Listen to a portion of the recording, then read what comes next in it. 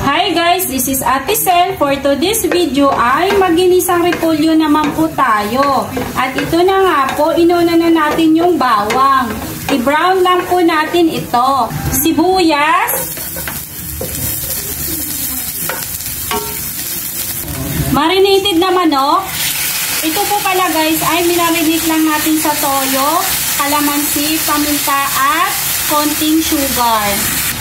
Tubig.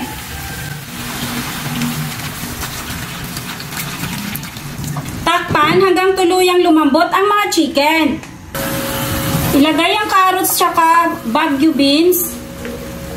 Ayan guys. Halu-haluin lang natin to ng about 1 minutes. Tapos lagay na rin natin yung cabbage. Ilagay ang mga repolyo. Paminta powder. Kalahating chicken cubes para hindi ma-overpower ang lasa.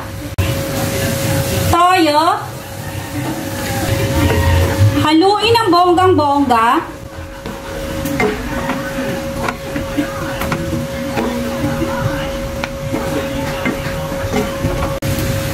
Ilagay ang mga bell pepper. Huwag kalimutan tikman para ma-adjust yung lasa kung may kulang. Sarap na po siya guys. At ito na po guys, luto na po ang ating ginisang repolyo. Yun lang po guys. Thank you for watching.